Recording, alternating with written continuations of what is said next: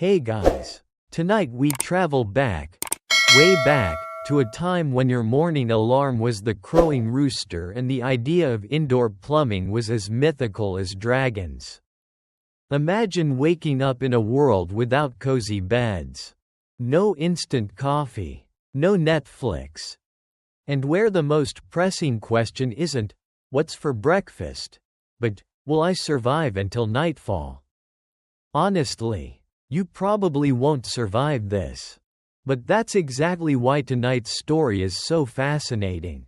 We're diving deep into medieval times, exploring what life was really like, and why surviving even a single day was a monumental challenge. So, before you get comfortable, take a moment to like the video and subscribe, but only if you genuinely enjoy what I do here. Also, drop your location and local time in the comments. I love seeing where in the world you're tuning in from. Now, dim the lights, maybe turn on a fan for that soft background hum, and let's ease into tonight's journey together. You wake to a world filled with noises, the clatter of wooden carts over cobblestones, the low murmur of townsfolk already bustling, and the sharp clang of a blacksmith's hammer. The air is heavy with smoke from hearth fires and the unmistakable scent of manure. Your bed? A thin straw mattress in a small, cramped room where the walls sweat with dampness, and the chill of the stone seeps into your bones. Privacy is a luxury you don't know. Your family, animals, and neighbors share the same tight space. The concept of hygiene barely exists. Bathing is a rare indulgence. And even then, water is precious. Historians still argue whether medieval people truly accepted this filth as normal or if they were just desperate to survive. Some French scholars suggest that people had their own elaborate rituals for cleanliness that we just don't fully understand. But the consensus is clear. Germs weren't a concept. And diseases spread fast. The medieval home was more than just uncomfortable, it was a breeding ground for illness. As you pull on rough woolen clothes, sometimes soaked from last night's rain, you realize comfort was often sacrificed for practicality. Wool itches, and linen is scarce and expensive. But warmth was essential because the cold bit deep. Especially during those long, dark winters, light came from smoky candles or oil lamps that barely pierced the gloom. You'd trudge out the door, stepping carefully over muddy, uneven streets that double as waste disposal. There's no sanitation system here. Waste is tossed into the street. And rain mixes it into a sludgy mess. The smell alone can make your stomach churn. Every breath carries a cocktail of dust, smoke, and something vaguely rotten. It's a miracle anyone survived at all. But survive they did, in part because life was a relentless routine. Food, water, shelter, and safety consumed every thought. The modern convenience of supermarkets and hospitals was unimaginable.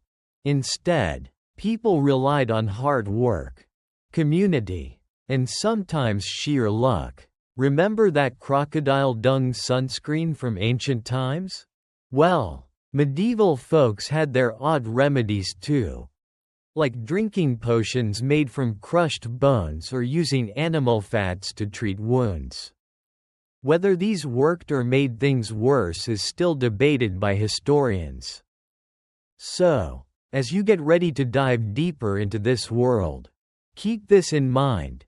Surviving medieval life was like a constant tightrope walk over a pit of all the worst things nature and humans could throw at you. And trust me, you're going to want to hold on tight. You step back inside your humble medieval home, and the first thing that hits you again is the smell, a potent mix of damp wood, unwashed bodies, and that faint but persistent odor of animals crammed under the same roof. You probably thought your apartment was small? Try fitting your whole family, the chickens, maybe a pig, and your worldly possessions into a single room no bigger than a modern bathroom. Privacy? Forget it. Curtains were luxury items, and walls were thin enough to hear every sneeze and snore. You'd trudge over the uneven dirt floor, which doubles as the house's natural drainage system, because no one had the luxury of flooring materials like hardwood or tile. Mud and filth often coated everything, especially during rainy seasons. Now, hygiene was a constant struggle. Most people bathed infrequently, sometimes only once or twice a year, due to cold water, the scarcity of clean water, and prevailing beliefs that washing too often was unhealthy. Yes, you heard that right. Medieval Europeans were so convinced that water could carry disease through the skin that they avoided it, preferring to cleanse themselves with perfumes, powders, and dry cloths. Historians still argue whether this fear was a widespread cultural norm or simply a belief among certain groups. But the fact remains: bathing was rare, and clothes went unwashed for weeks or even months. You'd also have to share your living space with vermin, rats, fleas, lice, all carrying their own microscopic armies of germs. Fleas, in particular, weren't just annoying, they spread bubonic plague, the infamous Black Death that wiped out a third of Europe's population. Imagine itching non-stop while worrying that a single flea bite could send you to an early grave. And forget mattresses stuffed with feathers, straw or hay was the norm, often infested with bugs and contributing to a less than restful night's sleep. Light in the home was limited to smoky candles or rushlights made from dried plants soaked in animal fat. These flickering flames cast eerie shadows and did little to brighten the gloom.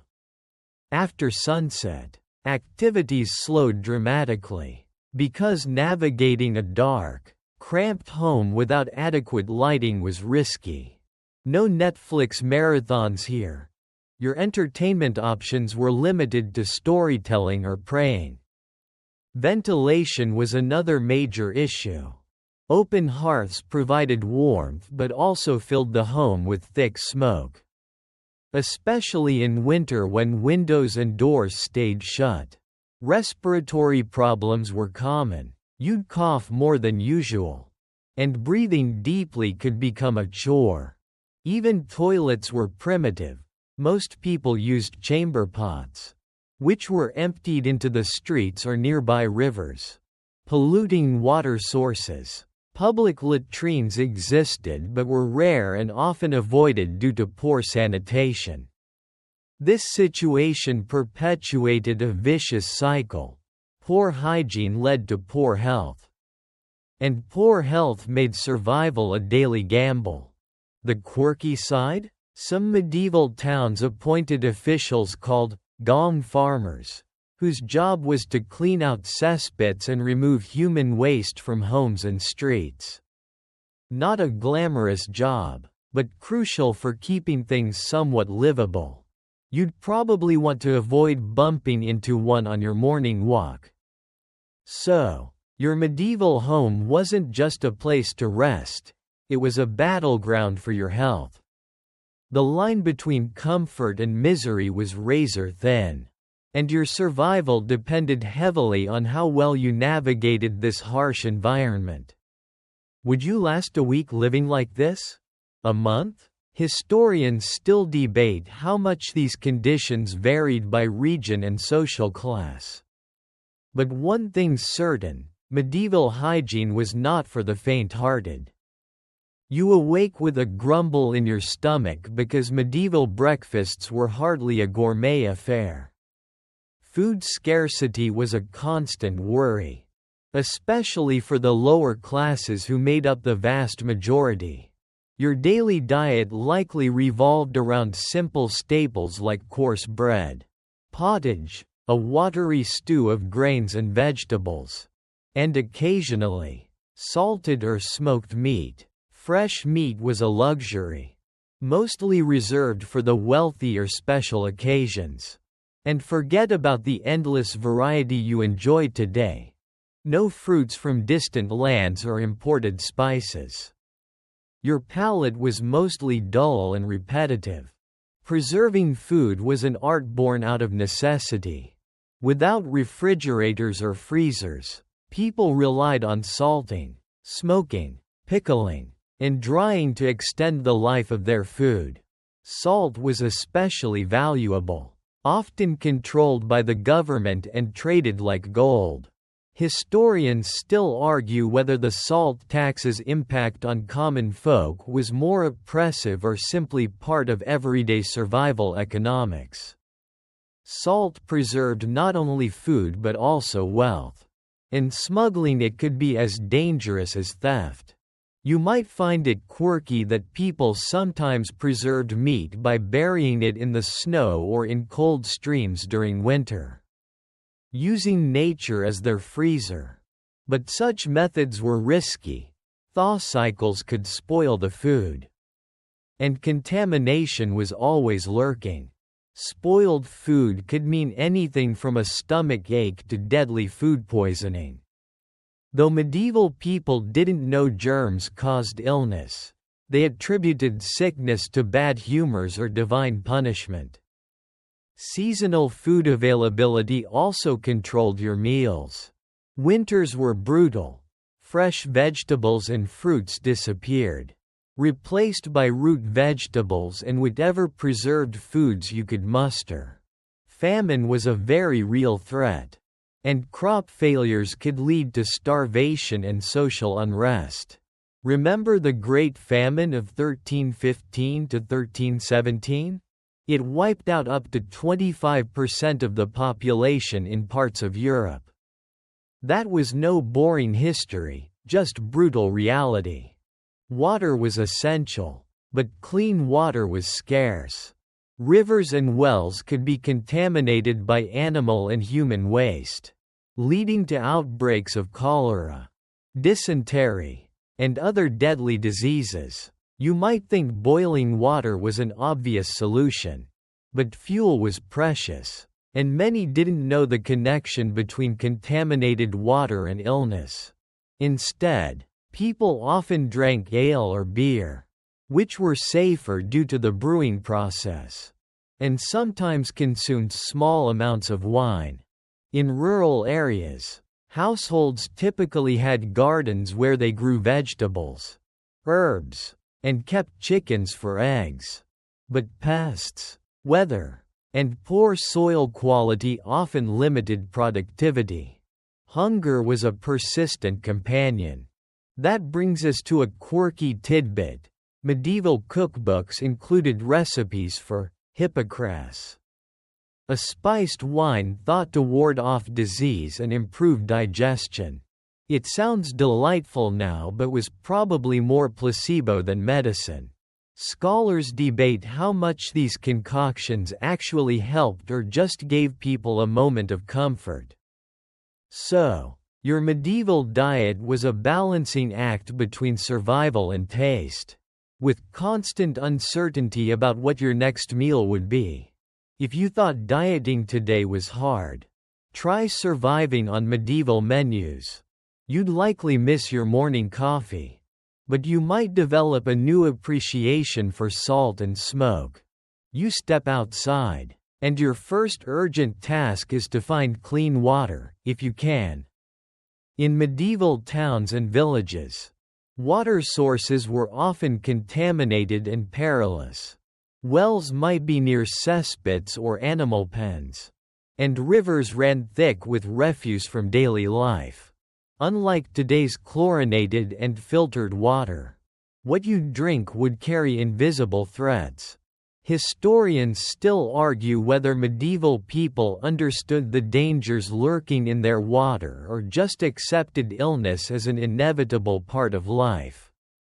Many communities relied on public wells or fountains. But these were hotspots for disease transmission. People shared buckets and ladles. And contamination spread swiftly. You might see townsfolk preferring ale or weak beer over water because the fermentation process killed some pathogens. Drinking alcohol daily was the medieval answer to safer hydration, though it probably made surviving your day's labor even more challenging. In rural areas, streams and rainwater were often used. But these too could be risky. During rainy seasons, floodwaters could mix with sewage, turning drinking sources into toxic hazards. There was no way to know exactly what lurked in your cup. So drinking was a gamble. Quirky but true. Some medieval towns had water police, who regulated the cleanliness of wells, ensuring nobody dumped waste nearby. Not the most glamorous job, but essential for public health. If you think that's odd, consider that in some places, throwing waste into rivers was punishable by fines or public shaming. Still, enforcement was patchy at best. Water also played a role in hygiene rituals. Even if bathing was rare, people used water for washing hands before meals or during religious ceremonies.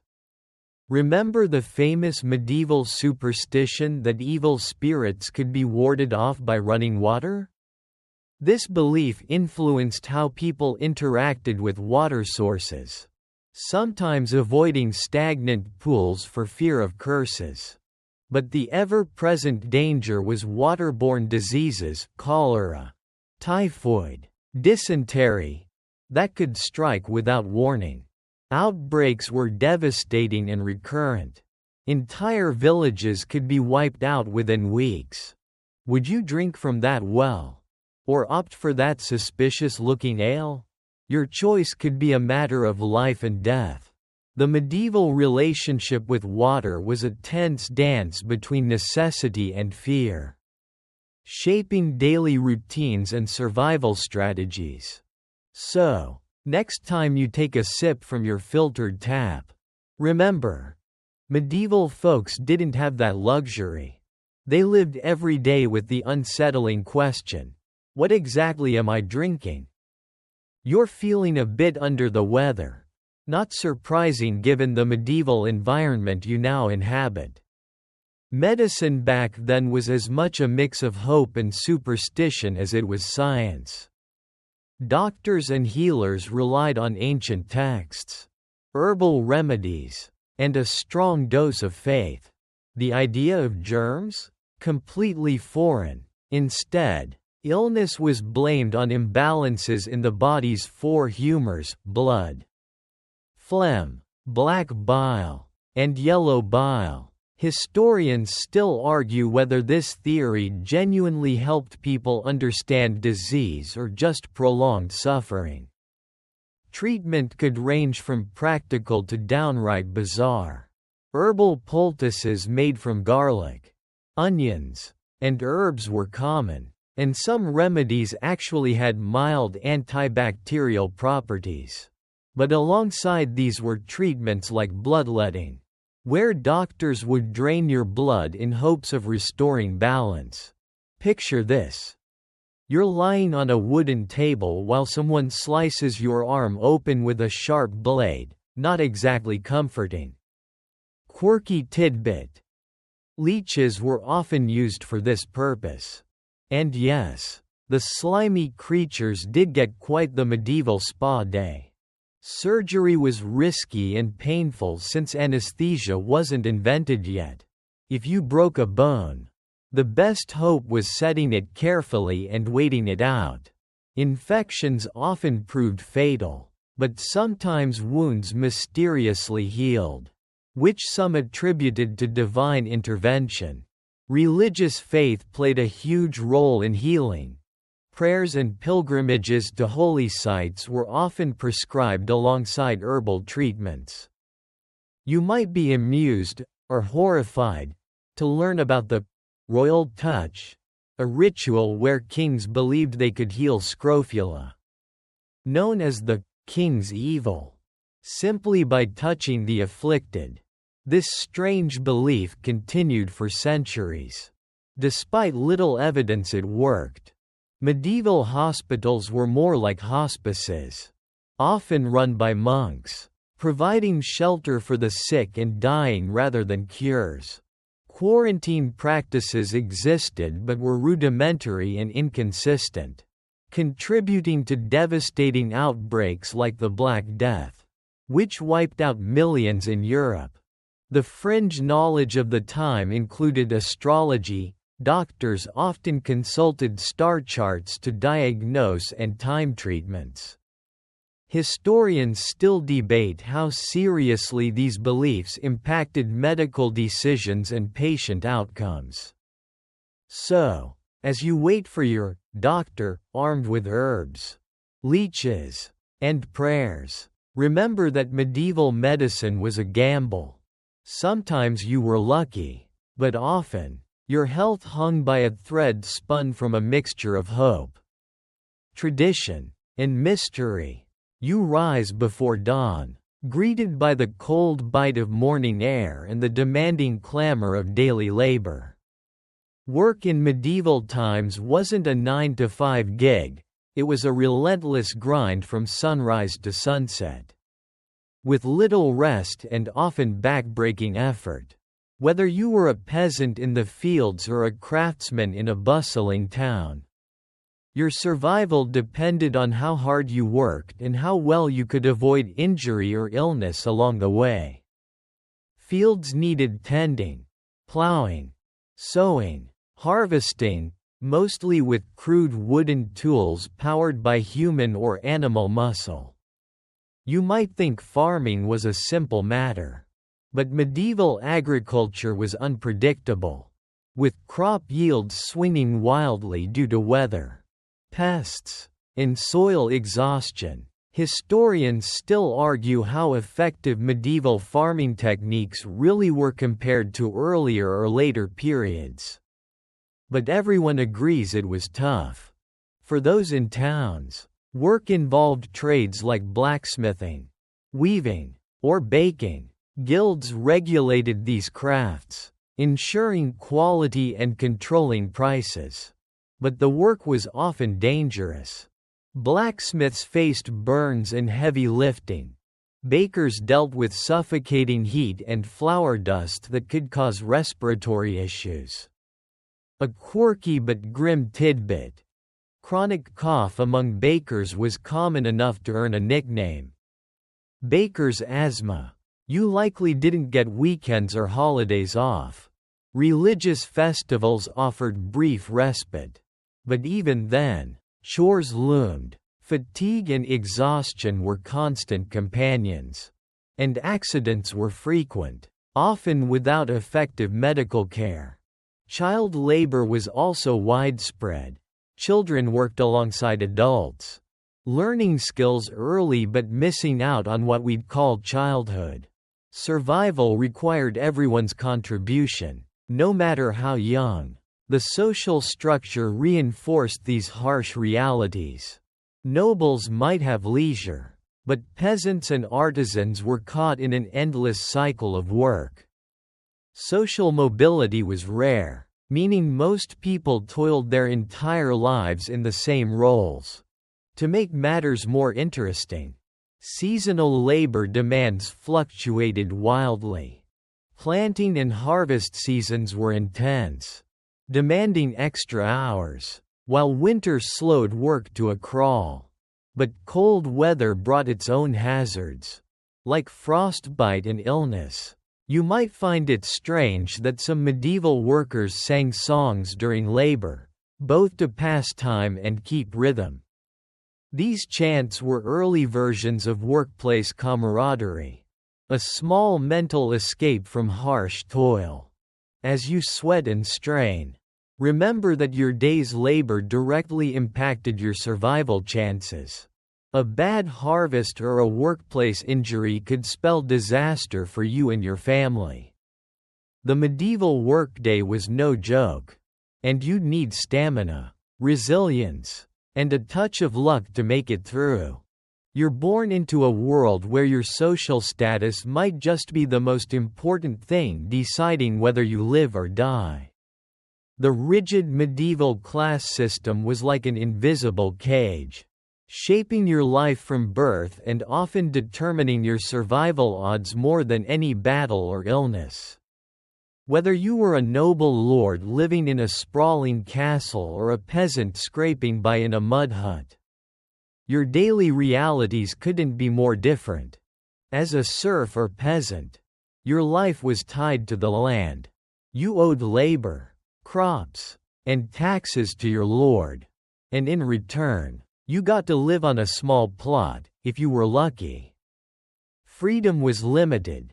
Leaving your lord's land required permission, and justice was often dispensed locally and harshly. Nobles enjoyed privileges, protection, better food, warm clothes, and access to education. They were shielded from many of the hardships that defined peasant life. Historians still argue how much social mobility existed in the medieval era. While the system was rigid, some people rose through the ranks, through the church, marriage, or military service, but these were exceptions, not the rule. The vast majority stayed where they were born. Your survival chances were closely tied to your class. Nobles had better access to food, shelter, and medicine, while peasants faced hunger, poor sanitation, and dangerous labor conditions. Child mortality rates were high among lower classes, and life expectancy for peasants was often under 40 years, whereas nobles could live longer due to better conditions. A quirky tidbit? Nobles often ate exotic dishes like swan or peacock, sometimes decorating them elaborately to impress guests. Peasants, meanwhile, stuck to pottage and bread. Imagine trying to keep your royal swan looking regal while your peasants were barely keeping their bellies full.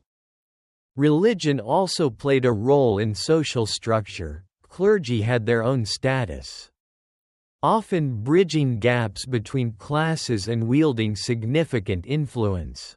Monks and priests could be from noble or common backgrounds, and sometimes offered an escape from peasant hardship. Your clothes, speech, and even who you married were dictated by your class. Wearing certain fabrics or colors was reserved for nobility, and peasants risked punishment for stepping out of line. So, your birth was a roll of the dice with heavy stakes. Could you survive if reincarnated as a medieval peasant or noble? The odds weren't exactly equal. And navigating this social maze was as crucial as any physical challenge. You pull on your clothes for the day. And here's the thing. Medieval fashion was less about style and more about survival. The clothes you wore could literally mean the difference between life and death. Especially when the seasons changed and temperatures dropped. Most common folks dressed in layers of wool and linen, materials that were durable but often itchy and rough against the skin. Comfort wasn't the priority, warmth and practicality were. Wool was the medieval go-to fabric, prized for its insulating properties. However, it had its quirks. If it got wet, it stayed damp and heavy, often leading to chills and colds. Linen, made from flax, was used for undergarments and summer wear, but it was costly and less common among peasants. Dyes were expensive too, so most people wore muted earth tones like browns, grays, and greens. Vibrant colors were mostly for the wealthy elite, who flaunted their status with bright reds, purples, and blues. Layering was essential, especially in colder months. You might wear a linen shirt, a wool tunic, and a cloak if you were lucky. Accessories like hoods and mittens helped fend off frostbite, although gloves were a rarity for peasants. Remember that biting cold wasn't just uncomfortable, it was a genuine threat. Hypothermia was common, and the lack of modern heating meant indoor fires were your only defense. Sanitation woes didn't end at the door. Clothes weren't washed frequently, partly because of the difficulty in doing so and partly due to the belief that washing too often weakened the fabric and the person wearing them. This lack of cleanliness made clothing a hotspot for lice and fleas. Those medieval uninvited guests you simply couldn't escape. A quirky tidbit. Wealthy individuals sometimes wore buttons not for fastening but purely for decoration, a fashion statement centuries before buttons became practical. Also, some medieval shoes were designed with excessively long pointed toes called poulaines, which could be impractical but were all the rage in certain circles.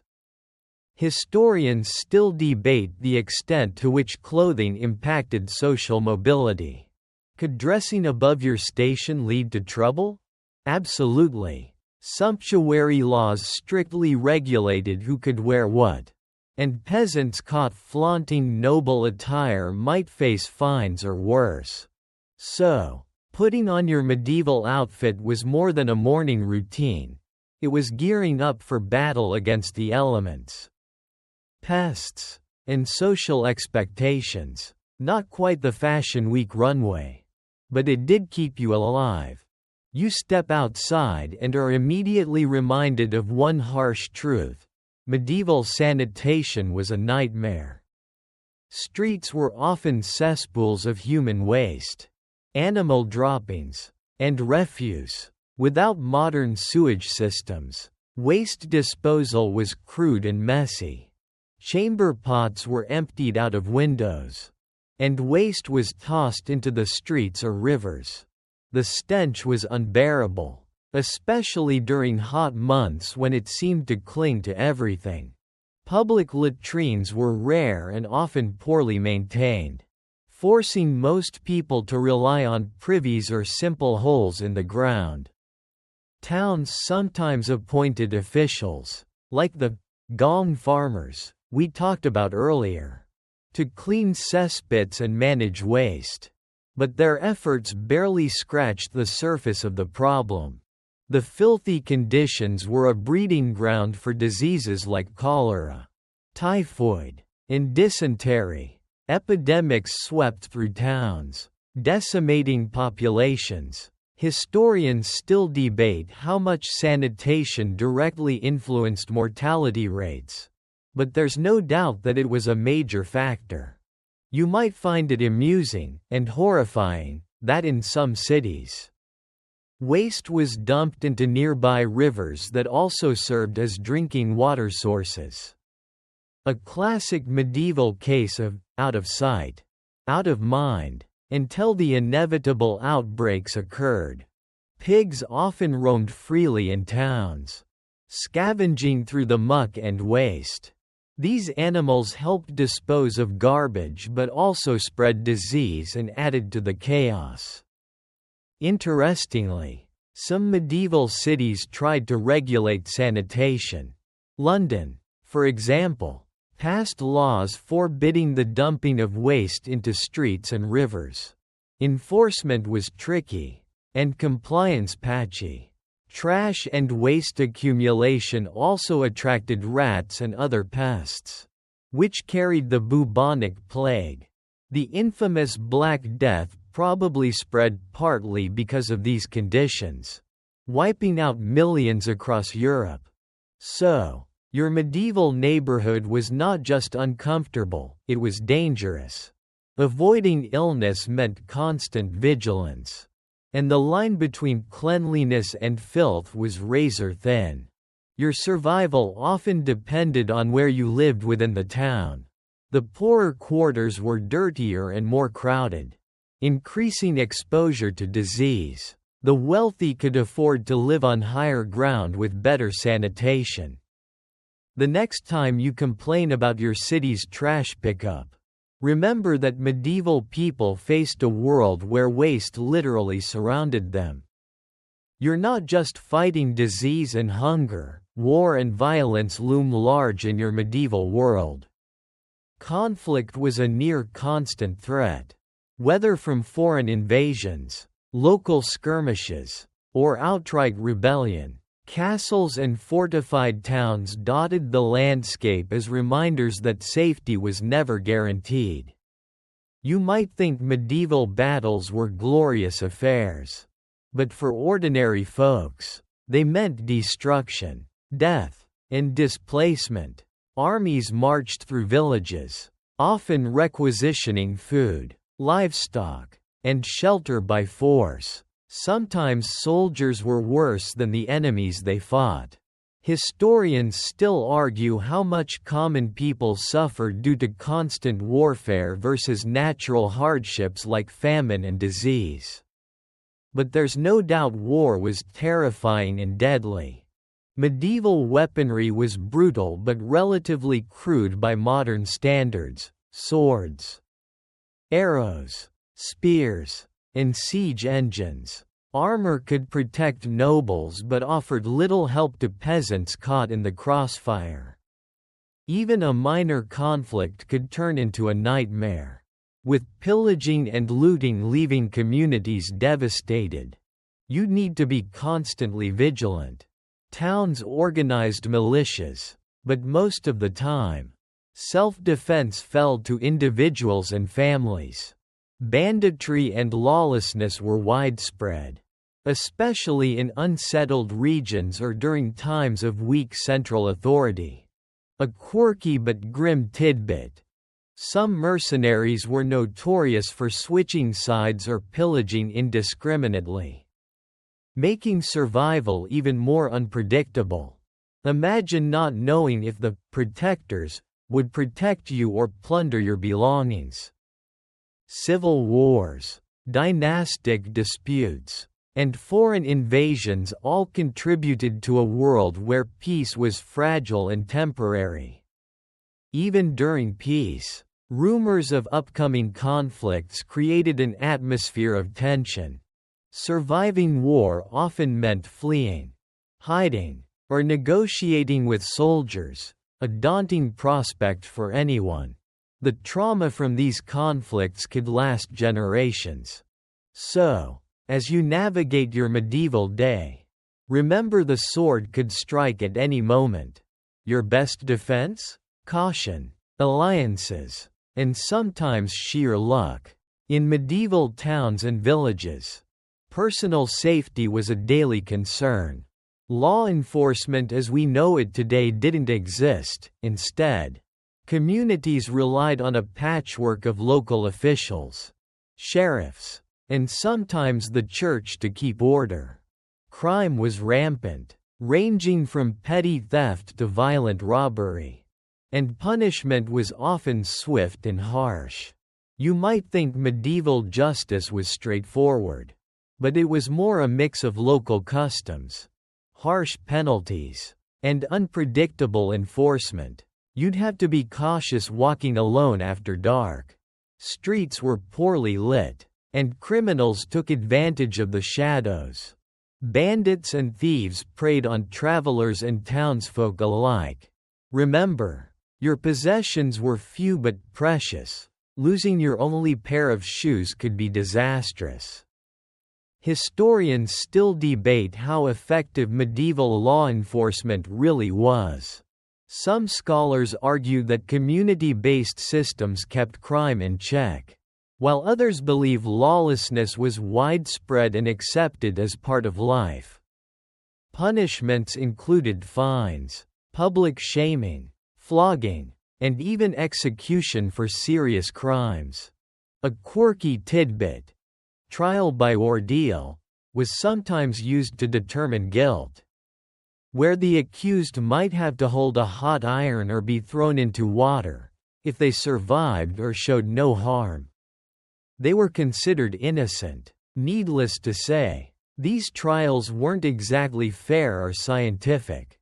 Guilds and local lords often enforced their own rules within their territories, sometimes clashing with royal law. Corruption was common, meaning justice depended a lot on who you knew or how much you could pay. For your safety, you'd need to build relationships within your community, stay alert, and avoid trouble. Self-defense could mean carrying a small weapon or traveling in groups. So, in your medieval life, the law was both a shield and a sword, but often unevenly applied. Surviving the streets meant knowing when to trust and when to hide. Religion was the heartbeat of medieval life, weaving its way through every thought, deed, and challenge you faced. The church wasn't just a place of worship, it was the social center, the source of education, and the ultimate authority on morality and law. Your survival didn't just depend on food or shelter, but also on faith and the rituals that promised divine protection. Daily life was punctuated by prayers, masses, and festivals, offering comfort and routine in an unpredictable world. But alongside sincere belief, superstition thrived. People attributed misfortune, illness, bad harvests, accidents, to evil spirits, curses, or divine punishment. Historians still debate how deeply superstition influenced medieval behavior versus official church doctrine. But it's clear both shaped the medieval mindset. Quirky practices abound. Some believed that carrying relics of saints or sprinkling holy water could ward off disease. Others consulted astrologers or believed that certain days were unlucky for travel or work. Fear of witches and demons led to harsh persecutions, often targeting marginalized people. Pilgrimages to holy sites were common, thought to bring healing or forgiveness. Though these journeys were perilous and exhausting, the Church also controlled education and knowledge, teaching Latin and preserving texts. Monks in monasteries worked as scribes, copying manuscripts by hand, a painstaking process that kept knowledge alive through dark times. This mix of faith and superstition provided both hope and fear, guiding people's choices in an uncertain world. Imagine waking each day, wondering if your prayers would protect you from the unseen forces lurking around every corner. Faith was a lifeline, but also a source of anxiety. So, your medieval survival wasn't just physical, it was spiritual. Embracing faith and navigating superstition were as vital as finding food or shelter. Childhood in medieval times was a stark contrast to the carefree days you might remember or imagine. From the moment you were born, survival was uncertain. Infant mortality rates were frighteningly high, with many children never reaching their 5th birthday. For those who did survive, life was a rapid transition from dependence to responsibility. Childhood wasn't about play. It was about learning the skills necessary to survive and contribute to your family and community. From a very young age, children were expected to help with chores, tend animals, or assist in the household.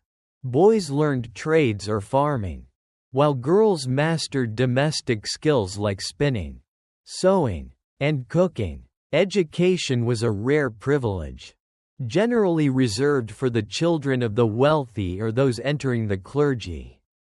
For most, practical knowledge passed down orally was the key to survival.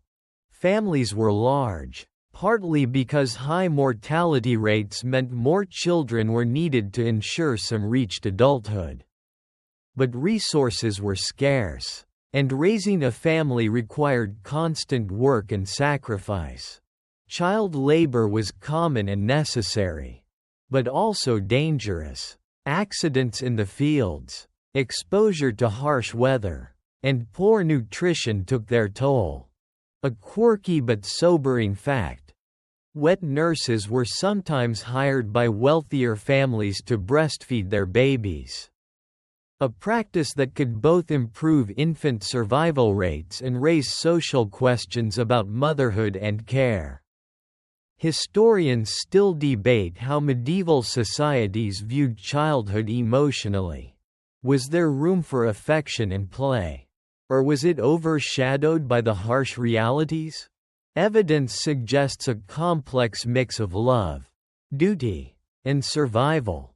Rites of passage marked the transition from childhood to adulthood, often centered around religious ceremonies or apprenticeship milestones. These moments signaled new responsibilities and a tougher world. So, growing up medieval style was a fast track to adulthood, where every day was a lesson in resilience and survival. Would you last the journey from cradle to maturity in such a demanding world? As the seasons change, so does your struggle for survival. Medieval life was deeply tied to the rhythms of nature, and each season brought its own set of challenges. Winters were long, dark, and brutally cold, often causing food shortages and illnesses. Summers, while warmer, could bring droughts, pests, and crop failures. Your survival depended heavily on how well you managed these cycles. Winter was a test of endurance. Without central heating, you relied on smoky hearth fires and thick clothing to stay warm. Frostbite, hypothermia, and respiratory illnesses were common. Food supplies dwindled, as fresh produce vanished and preserved foods became your lifeline. Famine was a terrifying possibility, and historians still debate how communities coped with repeated food crises. Spring brought hope with new growth but also unpredictability. Late frosts could destroy early crops, while heavy rains might flood fields. Pests like locusts and rodents threatened your harvest. Preparing for planting season was critical, and any misstep could jeopardize the entire year's food supply. Summer was a busy time with planting and tending crops. You worked long hours under the sun, often battling heat exhaustion and dehydration. While food was more plentiful, disease outbreaks were frequent, especially in crowded towns. Mosquitoes and other insects carried illnesses, making summer survival a balancing act. Autumn was harvest time, the most crucial season for securing food. Success meant a chance to survive winter. Failure could lead to starvation. Harvest festivals provided rare moments of celebration and respite. However, the pressure to bring in crops quickly was immense, and bad weather could spoil your efforts. A quirky detail: medieval calendars often included saints' days and festivals that aligned with agricultural cycles, reflecting the deep connection between faith and farming.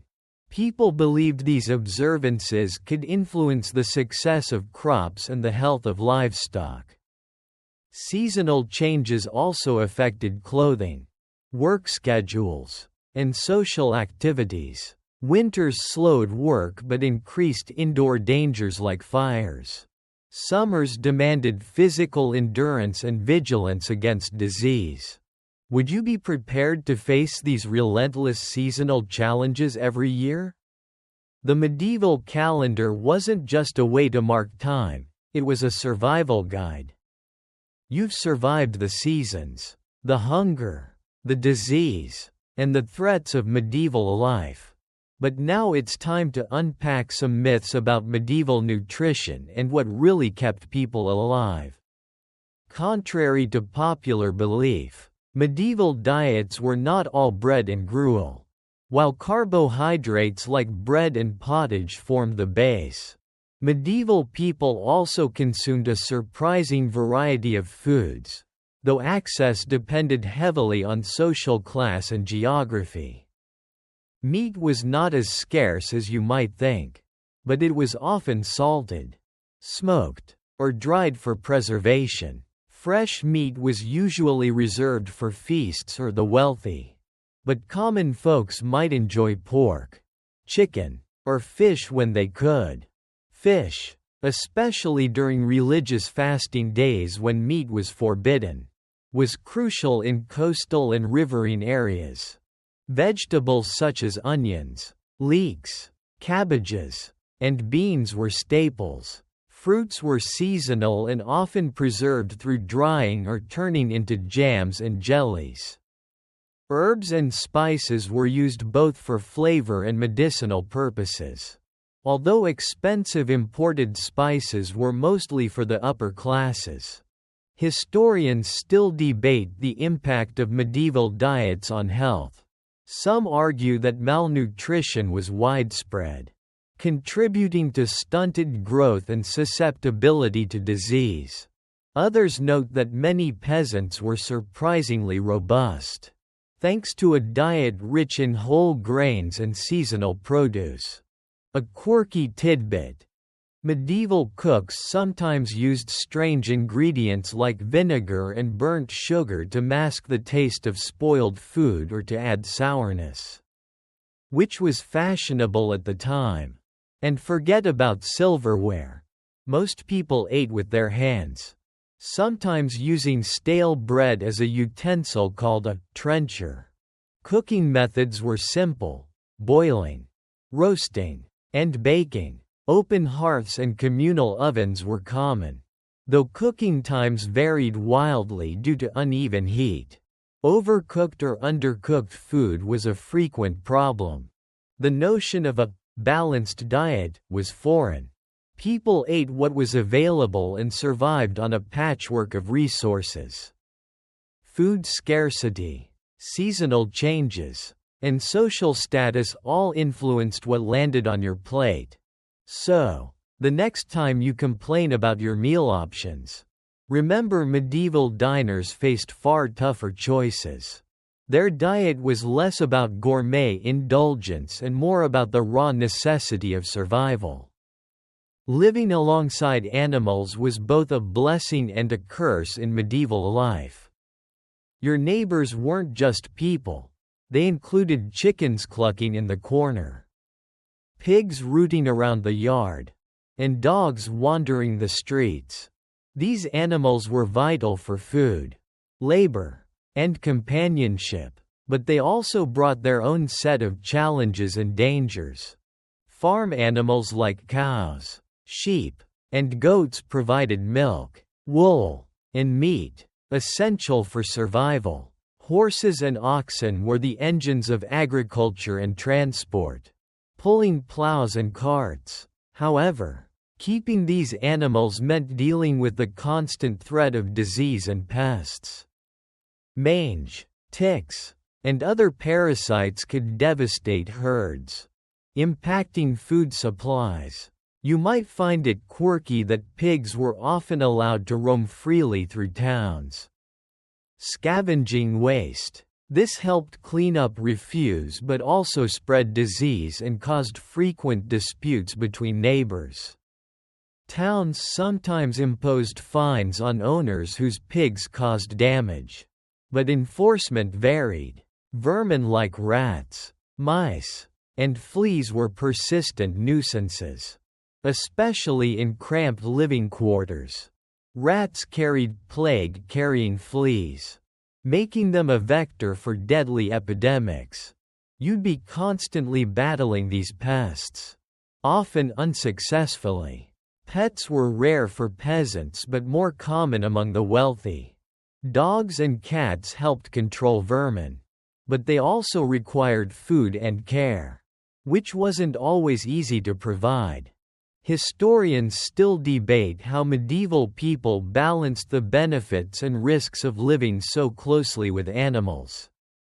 Some argue that the interdependence was crucial for survival, while others emphasize the health hazards it created. Daily life involved managing this precarious relationship, feeding animals, cleaning stalls, and trying to keep pests at bay. Failure to do so could mean loss of food, health, and, ultimately, life. So, your medieval neighbors weren't just people, they were a noisy, messy, and sometimes dangerous menagerie. Living with them was a constant balancing act of care and caution.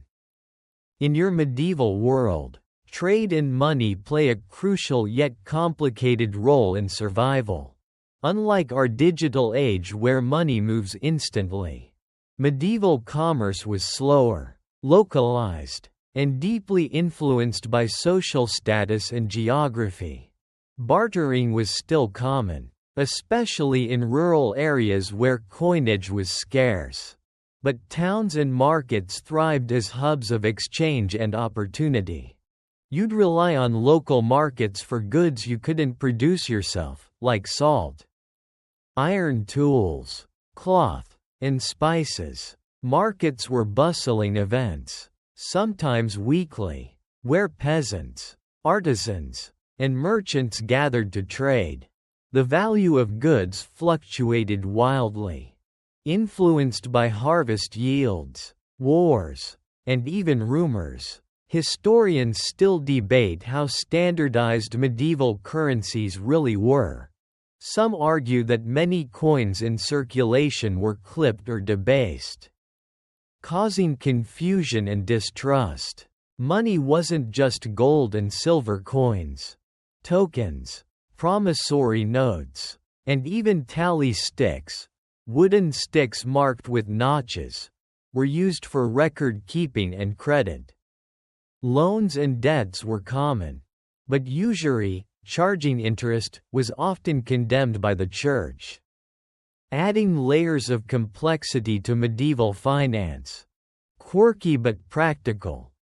Merchants sometimes used seals and marks to guarantee the quality of their goods, an early form of branding and consumer protection.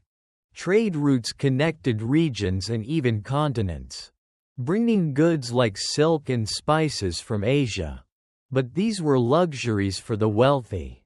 Common folk dealt mostly in local products, and their economic survival depended on careful management of limited resources. Guilds controlled many trades and crafts, regulating quality, prices, and membership. They offered protection and training but also limited competition. Joining a guild could mean economic security, but entry was often restricted by family ties or fees. Survival often meant balancing cash flow, barter deals, and access to vital goods. A bad season, political unrest, or trade disruption could cause shortages and price spikes, threatening your livelihood. So, understanding medieval trade and money reveals another layer of daily survival, negotiating a system that was as unpredictable as it was essential. In a world without Google or smartphones, knowledge and education were scarce and precious. Most medieval people lived and died without ever reading a book. Literacy rates were low, and education was mostly the privilege of the clergy and the wealthy elite. For the common folk, knowledge was passed down orally, through stories, songs, and apprenticeships. You might find it quirky that monks in monasteries spent countless hours copying manuscripts by hand, preserving ancient texts in beautiful calligraphy. These scribes were the primary keepers of knowledge, and the process was painstakingly slow. Historians still debate how much these efforts influenced broader literacy and education outside religious circles. Apprenticeships provided practical education for trades like blacksmithing, weaving, or masonry. Learning by doing was the way most people gained skills. Formal schooling was rare, and universities were just emerging, mostly catering to clergy and nobility. The Church controlled much of the educational content, focusing on religious instruction and Latin literacy. Secular subjects were limited and often viewed with suspicion. This shaped a world where scientific inquiry was constrained, and superstition often filled the gaps in understanding. Travel was limited, so knowledge traveled slowly. News and information spread through word of mouth. Merchants, pilgrims, and occasional manuscripts. This slow dissemination meant that outdated ideas often persisted for centuries. The oral tradition was vibrant. Ballads, folk tales, and proverbs carried cultural values and practical knowledge. This storytelling was not just entertainment, it was a way to teach morals, history, and survival skills. So, in your medieval life, education was a precious but rare commodity. You'd rely on your community's wisdom and your own experience more than books or formal learning. When the weight of medieval life pressed down, people sought relief in moments of entertainment and distraction. Unlike the endless screens and streaming services we have today, medieval entertainment was simple but vital for mental escape. Music, storytelling, festivals, and games offered brief respites from daily hardships, helping people maintain a sense of community and hope. Street performers, troubadours, and minstrels traveled from town to town, singing songs of heroes, love, and adventure. Their tales were a vital source of news and culture, carrying stories far beyond their origins. Some of these performances were quite interactive, inviting the audience to join in singing or dancing. Festivals and holy days punctuated the year, offering breaks from labor and times to celebrate. These events featured feasts, fairs, and competitions like archery or jousting for the nobility. Even peasants found joy in dancing, wrestling matches, and board games like chess or backgammon. Historians still argue how much these festivities influenced social cohesion and morale. But their importance is undeniable. You might find it quirky that some festivals included rather bizarre customs, like the Feast of Fools, where normal social roles were reversed, and the lower classes mocked their superiors.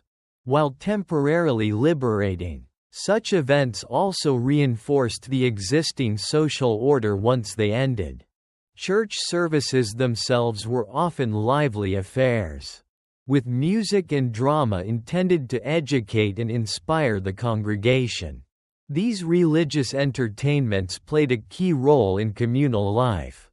Games and pastimes were both social and educational, teaching strategy, patience, and cooperation. Children played with simple toys, while adults might enjoy dice games or storytelling contests.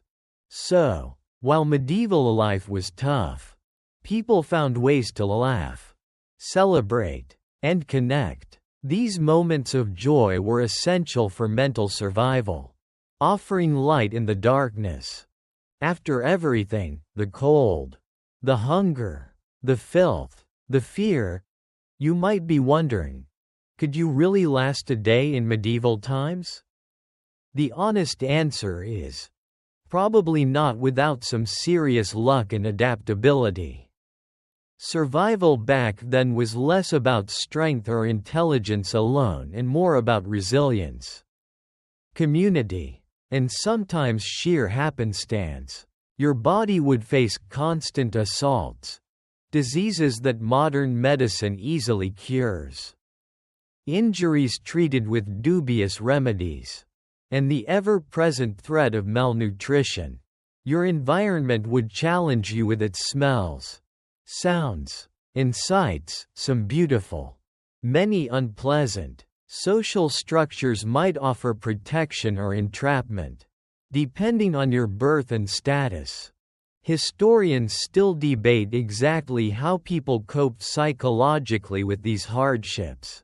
Did they grow hardened, or did they cling to faith and community as lifelines?